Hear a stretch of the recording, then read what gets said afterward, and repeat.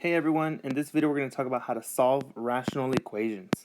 So far we've been talking about how to simplify rational expressions by using addition, subtraction, multiplication, and division. An expression does not have an equal sign. Notice how now we are including equal signs, which means we're going to actually solve for x. Before we were trying to combine like terms, cancel things, and simplify as much as possible. Now the purpose is to actually find a solution for x. Get x equals something. That is what we're looking for. Now, we have two different types of methods we're going to be dealing with. It's going to be considered method 1, where we only have one term on each side of the equation. And then over here we have method 2, where we have multiple terms on a side, and we're supposed to still solve for x by combining all like terms. Alright, before we start this, remember we're going to start with a quick warm-up, and then we can get started. Go ahead and pause your video and try this warm-up, see if you can remember how to do this from middle school. Okay, so you might remember the baseball method, or the butterfly method, or cross multiply, or different methods for this, whatever you want to call them. But here we have basically two proportions, and we want to see what x value is so that these two fractions are equal to each other. So we are going to cross multiply as one of the methods, and to do that we're going to multiply these two together, 2 times x, and then the 4 times the 5. So we start with 2 times x and we get 2x. 4 times the 5 gives us the 20. And now we can solve for x. We divide both sides by 2. X equals 10. And this is what you did back in middle school. You cross multiplied and you solve for x. Notice how here we still have rational expressions, right? These two, technically we have an expression on the left that's a fraction, and then on the right side we also have a rational expression, which is 4 over x. And we're trying to find out when are these two expressions equal to each other. For what x value are they equal? So you can actually plug in this 10 in here, and you get 2 over 5 equals 4 over 10. And these two should be equal to each other, right? If we simplify this side, we can do it multiple ways. We can cross multiply. If this multiplies over here, 10 times 2, we multiply these two together, we get 20. 5 times 4, we also get 20. Notice how 20 equals 20. So these two fractions are equivalent. Another way to do this is you can simplify this other side. I'll use a different color. For this other side, we can divide this by the 4 by 2. We can get a 2. And the 10 divided by 2, we also get a 5. Notice how 2/5 does equal 2/5. So there's multiple ways of checking your work, but we're definitely going to want to be able to do this throughout today's lesson. We're going to want to plug into our solutions back into the original equation and see if the solution works. If it doesn't work, we call it an extraneous solution. If it works, we circle it and we move on. All right, let's go ahead and start. So here we have what we're going to call method 1. We're going to call this method 1 as cross multiplication. Notice how there's only one term of the expression on each side. There's one rational expression on the left, one rational expression on the right. So to do this, we just do basically what we did the warm-up. We're going to cross multiply and solve for x. So let's get started. We're going to cross multiply this side over here. We're going to get 3 times 4x plus 5. So we have 3 times 4x plus 5 equals, cross multiply the other side, 9 times x plus 1. Here we have a basic algebra 1 equation where we distribute and we solve for x. So when we distribute, we get 12x plus 15 and 9x plus 9. To combine like terms, we're going to move the 9x to the left. So we're going to subtract 9x. We're left with 3x plus 15 equals 9. We're going to subtract this 15 to the other side. 3x equals negative 6. divide both by 3, x equals -2. Now, before we commit to this answer as x equals -2, we're going to want to plug it back into the original problem and see if it's correct. Anywhere that you see an x value, we're going to plug this into the original equation. Anywhere you see an x, plug in -2, and let's see if the left side equals the right-hand side. So our goal is for the left-hand side of the equation to equal the right-hand side. If this is true, we have ourselves a solution. If it's not true, we have an extraneous solution. So let's plug in that -2. We have, I'm going to change colors so you can see the difference here. We have 3 divided by -2 plus 1. And we're trying to see if this is equal to question mark. Nine over 4 times -2 plus 5. We're going to simplify the left-hand side. We're going to have positive 3 divided by -1. And we're trying to find out if this is equal to 9 divided by 4 times the -2 gives us -8. -8 plus 5 is -3. 3 divided by -1 is -3. And that actually does equal 9 divided by -3 also gives you -3. So since the left-hand side does in fact equal the right-hand side, we have ourselves a solution. So x equals -2. Let's try one more. Okay, let's go ahead and try this example on your own. So what you want to first do is pause, try this example like we did before, and see how you get the same solution as I do. So let's do this together.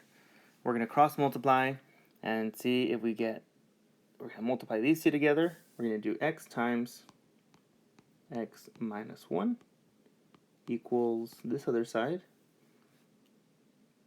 x minus 5, or 2x plus 7 times x minus 5. Alright, so I'm going to multiply. I'm going to do whatever I have to do so that in the end, my goal is still to solve for x. I'm going to distribute here on the left-hand side. X times x gives you x squared. X times -1 gives me -x. On the right-hand side, you can do box method, you can do FOIL, you can do however you want, so you can multiply all of these and get to what I'm going to get to. I'm going to distribute. I'm going to do FOIL or box method in my head, and I got 2x squared plus 7x minus 10x minus 35. I'm going to combine like terms and move everything to the other side. Now, since I have an x squared here and here, I know that I'm going to be dealing with some sort of quadratic. So to solve a quadratic equation, I'm going to want to end up factoring. But to factor, I'm going to have to put everything on one side of the equation. So my goal is to move everything here to the right-hand side and combine like terms so that I can solve for x using what I've learned before on factoring. If you are having trouble still with factoring, you can go watch one of my videos on how to factor. I review a lot of examples there. So I'm going to start by moving this x squared. I'm going to move the minus x squared to the other side. I'm left with -x equals x squared. I'm going to combine these while I'm here because they're like terms. 7x minus 10x is -3x minus 35. Now I'm going to move the minus x over. I'm going to do the opposite. I'm going to do plus x. I get 0 equals x squared minus 2x minus 35. Now, here I can do my 3 columns, right? 7 times 5 is 35. I know 7 and 5 can also subtract to -2, as long as one of them is negative. So I'm going to strategically choose to make that a -7. So my factors are x minus 7, 0 equals x minus 7 times x plus 5. Once you find the factors, remember the purpose of solving is you set each one of those factors equal to 0 and you solve for x. So I'm going to make x minus 7 equals 0 and x plus 5 equals 0. When you solve for x, you get x equals 7 because you have to add 7 to both sides. And on the other one, you have to subtract 5 on both sides, so you get x equals negative 5. Again, before I check or circle that these two are my solutions, I have to plug them back in, both of them, back to the original problem, and make sure that they are equal, that the left-hand side equals the right-hand side. Now, the more solutions you get, and the more complicated or more complex this original equation is, then the longer or more work you're going to have to show. I know it's tedious, but we have to check our solutions to see if they work. So, I'm going to change colors so that we can see the difference between the blue ink and the black ink. And let's go back to the beginning. So I'm going to start with x equals 7. Anywhere in the original problem that I see an x, I'm going to plug in a 7. So I'm going to see that 7 divided by 2 times 7 plus 7. Is this equal to 7 minus 5 divided by 7 minus 1? Here you can plug it in your calculator, simplify the left-hand side, simplify the right-hand side, work with decimals if you have to, and as long as the left-hand side equals the right-hand side, you're good. I'm going to show my work here and do it by hand. So in the top, I still have a 7. In the bottom, I have 2 times 7 is 14. 14 plus 7 is 21. Is this equal to 7 minus 5 is 2? 7 minus 1 is 6. Are these two fractions equal to each other? So I can cross multiply them and see if the numbers are equal, or I can just simplify the fractions. If I simplify the fractions, I have, this comes down to 1/3, and the right hand side also comes down to 1/3. So since the left hand side equals the right hand side, we have ourselves a solution. So I know that this one works. Now we got to do something similar and check if x equals negative 5 as well. I'm going to do this one in a different color so that we don't confuse them. I'm going to again go back to the original problem, and anywhere I see an x, plug in the negative 5. So I start with negative 5 divided by 2 times negative 5 plus 7. Is this equal to negative 5 minus 5 divided by negative 5 minus 1? I'm going to simplify a little bit, and I get negative 5 divided by, negative 5 over this 2 times negative 5 is negative 10. Negative 10 plus 7 is negative 3. Is this equal to negative 10 over negative 6? And the answer is yes. Notice how we can divide the right-hand side, both of them, by 2. If I divide this by 2, I get a 5. I divide this by 2, I get a 3. And negative 5 3 over negative 3 should also equal to negative 5 over negative 3. So left-hand side, in fact, equals the right-hand side. We have ourselves two solutions. So they both work. Now you might be wondering, will they always work? Why do I have to check them if they always seem to work? Let's try an example where it doesn't work. So here we're going to get an extraneous solution as an answer. Notice how we're still using method 1. Right? This is still the same method that we've been talking about.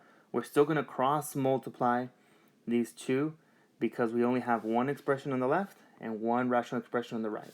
So we're going to still cross multiply and then check our solutions. So I'm going to cross multiply these.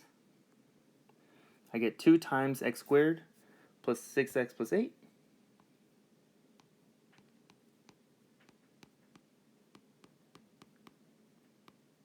And is that equal to the other side, x plus 4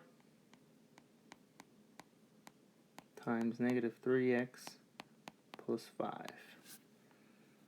I'm going to distribute on the left-hand side. I have 2x squared plus 12x plus 16. And then on the right-hand side, I'm going to do box method, and I'm going to simplify it as well, and I should come down to a negative 3x squared plus 5x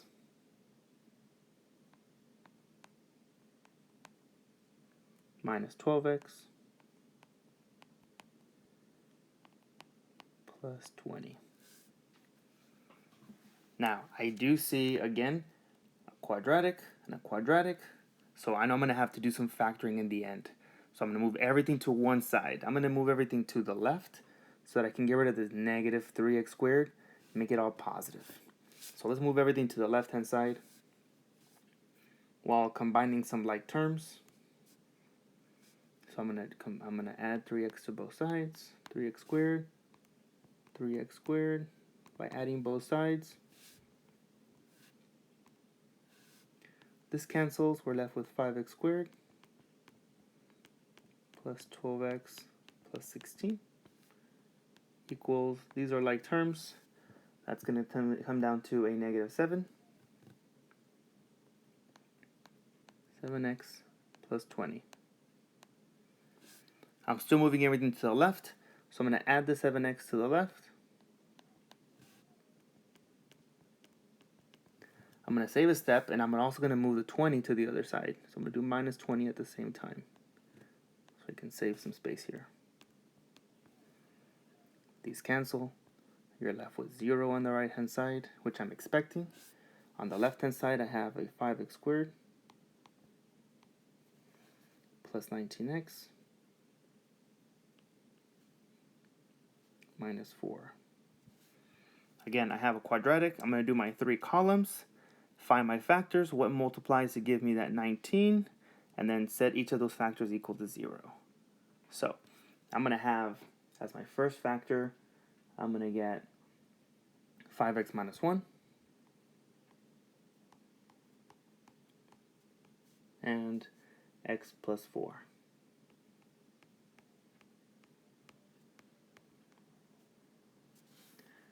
We're going to set each of those equal to 0 and solve for x. So 5x minus 1 equals 0. X plus 4 equals 0. Solve for x on both equations. I get here, I'm going to get x equals, move the 1 over, I get positive 1. Divide both by 5, I get 1/5. On the right-hand side, I move the 4 over, I get x equals negative 4. So I get 2 solutions. Now, I'm going to show you how here we get an extraneous solution. Okay, extraneous solutions happen when the original equation produces a response or an answer or a solution that when I plug it in and I check my work, it is not true or consistent with the original equation. This happens sometimes when you're going to multiply x's times x's because you get an x squared. You start with regular x's and you end up with an x squared. So you end up creating more solutions than you usually need to. So extraneous solutions tend to happen when that occurs. We're going to plug in that negative 4 first, and I'm going to see if it's true. So I'm going to go to the original problem. I'm going to change colors here. Try the negative 4 out because it's a whole number. The other one's a fraction. I'll deal with that one later. So checking our solutions, we have 2 divided by negative 4 plus 4. Is this equal to negative 3 times negative 4 plus 5 divided by negative 4 squared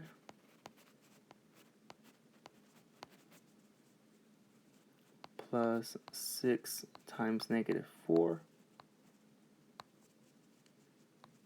plus 8. I make sure to put the negative in parentheses because it'll affect when you do the negative 4 squared, right? If you put this in your calculator, negative 4 squared without parentheses is not the same as with parentheses. And we want to make sure that we include the negative 4 in parentheses. So when I simplify this, I'm going to be left with 2 divided by 0. This is equal to 17 divided by 0. Now, dividing by 0 results in an undefined number, right? So this is not going to be true. 2 divided by 0 is not equal to 17 divided by 0. Yes, on the left we get an undefined number, and on the right we get an undefined number, but they're 2 different numbers. Also, if I were to graph this, I cannot graph the solution at x equals -4 because -4 on the graph would result in a vertical asymptote. It would not exist, right? Again, we're dealing with rational equations here.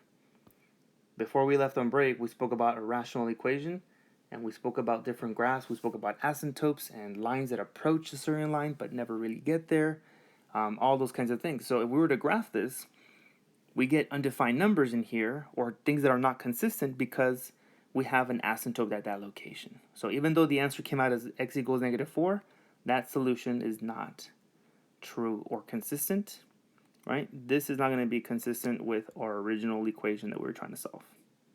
Now, if I plug in the 1/5, on the other hand, into the problem, I'm going to do this over here.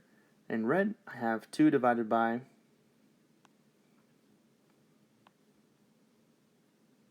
1/5 plus 4. Is this equal to -3 times 1/5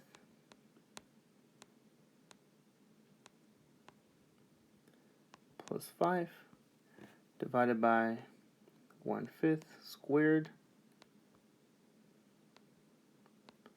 plus 6 times 1/5 plus 8. Now, if you're in pre-AP, I strongly recommend for you to be able to solve these two fractions and combine them. To review the rules of fractions of multiplying, adding, and subtracting fractions from middle school so that you can check that the fraction on the left equals the fraction on the right. It's going to take a little bit of work because you're dealing with a lot of fractions, but if you're in pre-AP, the expectation is that you should be able to do this kind of stuff by the time you get to pre-cal. So, if you are in regular algebra 2, at this point on the left-hand side, just put all of that in the calculator. Make sure on the left side you have everything in parentheses in the bottom. On the right-hand side, all of this is also grouped, right? Just as in the top, everything is also grouped so that when you solve them, you get a decimal on the left and a decimal on the right. And as long as those two decimals are equal, then you have yourself a solution. Now, if I solve it by hand and I do the fraction part, I end up with 10 divided by 21 on the left. And on the right, I get 110 divided by 231. Now, those two fractions don't look alike, but they're actually similar. They are not similar, they are the same. If I divide 110 by 11, I get 10. And if I divide it by 231 divided by 11, I get 21. So these two fractions are actually equal. This is going to be a solution. If you do the calculator part and you're looking at the decimals, then you should get 0.4, something like this, 0.47619 equals 0.47619. Now I'm rounding, but yes, these two fractions in decimal form are equal to each other. Now here I have two solutions that came out, but one of them was extraneous, and only one of them, the 1/5, was actually a solution. Let's move on. Here we're going to do method number 2. Now, as this other method, the thing that changes is that we cannot anymore just cross multiply because we have extra terms on the left, right? We can't just cross multiply and expect things to cancel and solve for x because we have more things that we're dealing with. So, as this next method, we're going to talk about how to solve it using the least common multiple. We're going to look at the denominator for all of the three fractions, and we're going to find the least common multiple, or the LCM, of all of them. And we did this actually when we spoke about addition and subtraction of rational fractions. So if this section moving forward is a bit tricky for you, why don't you go back to my other video where you are adding and subtracting rational functions. And I'll post a link afterwards to help you review that. So the least common multiple is the thing that these three denominators will share in common, right? So notice how they're all sort of different. So the least common multiple is going to be 4x. I'm basically going to multiply the denominators that are different and make one term so that they're all the same, so that they all have a 4x. So once I identify my LCM, I'm going to multiply 4x, or my least common multiple, over 1 times the entire problem.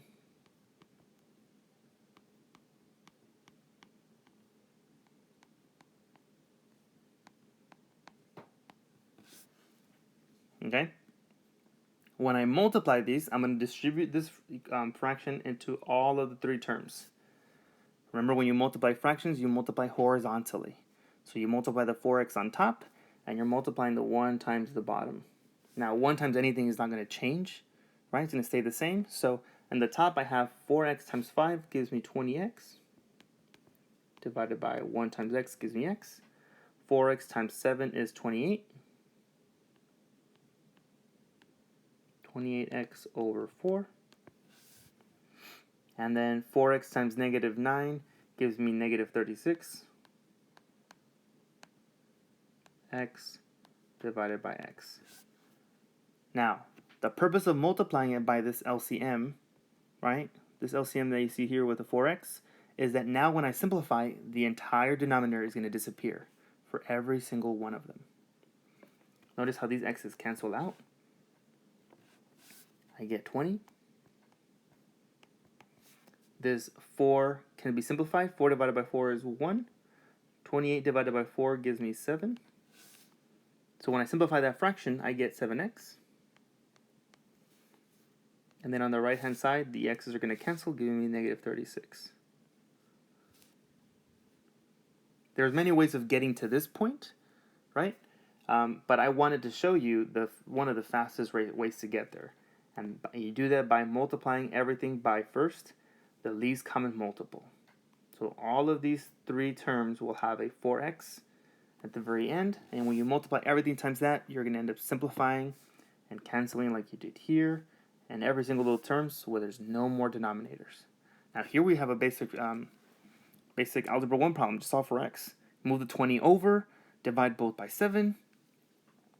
You should come down to, let's see, minus 20. 7x equals negative 56. Divide both by 7. X equals negative 8. Now, before we commit here and check that and say that x equals negative 8, remember you always have to go back. As the most important step is go back in and check your solution. Check to see if x actually equals 8. So I go to my original problem. I'm going to change the color here for you. I'm going to plug in anywhere I see an x, a negative 8. So I have 5 divided by negative 8 plus 7 divided by 4. Is this equal to negative 9 divided by negative 8?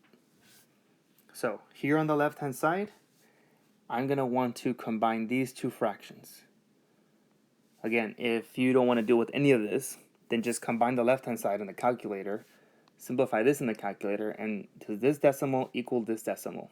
If it's true, you have yourself a solution. If you're in Pretty P, you should definitely try to do this where you can combine them by hand. If not, that you're going to still be fine and get through this work regardless. Just know that you're gonna end up doing this next year in pre-cal. You're taking pre-cal next year. So when I multiply, or when I solve, I'm gonna multiply this one times 2, and this one times 2, so that I get a common as a negative 8 there, or let's make it a negative 2. So I have 5/8, 5 over negative 8, minus 14 over negative 8. Is this equal to negative 9 over negative 8? Really just 9/8. Negative divided by negative turns into a positive. So I can change that to a positive. Now that I have common denominators, I can combine the numerators. In the top, I have 5 minus 14 is negative 9. And that actually equals that 9/8 that we said from before. Negative divided by negative is a positive, so negative 9 over negative 8 is 9/8. The left-hand side equals the right-hand side. we have a solution. X equals negative 8. All right, last one. For this last one, we're continuing this method, but here it's going to be a little bit more complex because we have a little bit longer set of an equation. Remember in the end to check your solutions to see if this works. Let's go ahead and start with the left-hand side, and I realize the least common multiple for all of these is going to be the x minus 1 and the x plus 2. X minus 1, x plus 2 is going to be my LCM divided by 1. When they're all different, you really just want to multiply the terms. So they all have one of those two terms, right? So I'm going to multiply this by my original problem, which is 4 over x minus 1 minus 6 over x plus 2 equals 1 over x minus 1. When I distribute, now I'm going to multiply two terms, right? I have an x minus 1 and an x plus 2. I'm going to distribute that into 4, into the negative 6, got to be careful with that negative, and into that 1 at the end. It's going to get a little longer, but I'm going to multiply also the 1 times everything in the bottom, and it comes down to something like this. I have 4 times x minus 1 times x plus 2 over x minus 1 minus 6 times x minus 1 x plus 2. I'm going to erase that a little bit.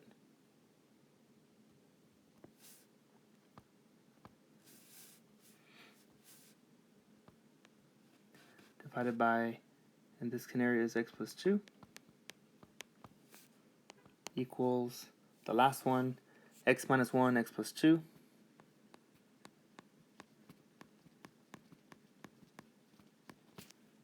divided by x minus 1. Remember, the purpose of multiplying the LCM, I'm going to put this in a different color.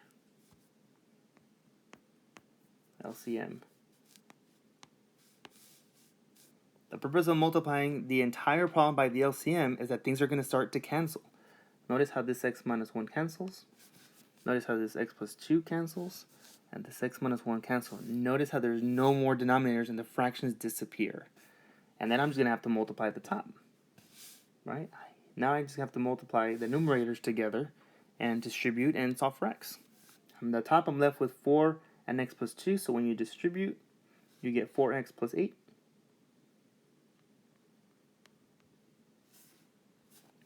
Here I have to distribute this negative 6 into both. So negative 6x plus 1. And in the end I have nothing to distribute, just the x plus 2. And then here now you have a basic algebra 1 problem, combine like terms, solve for x. You're left with negative 2x plus 9 equals x plus 2. When you move the x to the other side,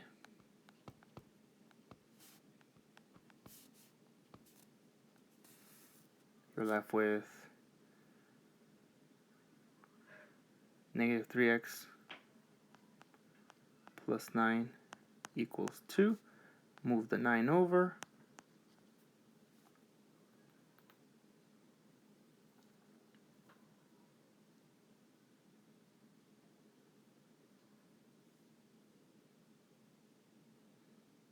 Hold on, something went off. I forgot here, I forgot to distribute one thing. This actually here, when I distribute the negative 6 into the 1, that should be a negative 6. So I'm going to change this to a minus 6. Sorry, I made a mistake there. Just got to be extra careful when you're dealing with negatives. Minus 6. So this minus 6 and the 8 changes the 9.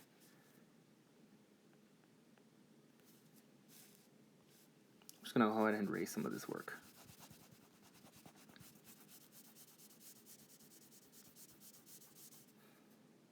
So I corrected my mistake by distributing this -6 into both, which gives me this problem. And actually, the negative times a negative changes that one to a positive. So I was about to make another mistake. When I combine like terms, I have 4x minus 6x gives me -2x. 8 plus 6 is 14 equals x plus 2. When you move everything to one side, you get a minus x. So you get -3x. Subtract the 14, move it over to the other side. Equals -12. Divide both by -3, and x equals +4. Now, I'm going to save you some time, but if you plug this back into the original problem, into here, this should actually work out as an actual solution. So I'm going to go ahead and circle that. Remember, our goal is to check our solutions. Here I'm going to skip some steps because I ran out of space, but make sure you check your solution and plug it back in to solve. This pretty much wraps it up. I want to do a quick review, make sure that I explain both methods real quick so that you know how to start your problem and solve it. So here I put an example of two scenarios, method 1 and method 2. To solve them, when there's only one expression on each side, you're going to want to cross multiply. So here we cross multiply.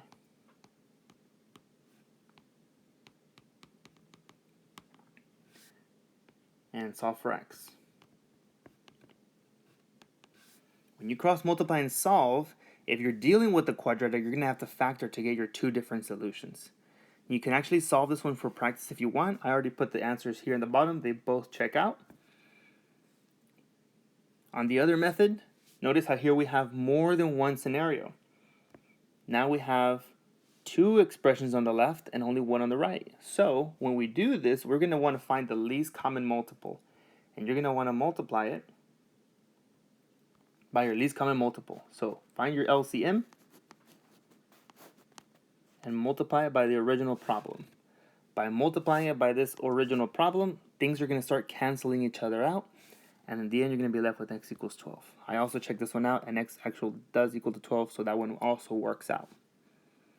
As a quick hint for this one, the LCM is going to come down to 3x squared. So if you actually want to solve this, make sure you're multiplying it by 3x squared.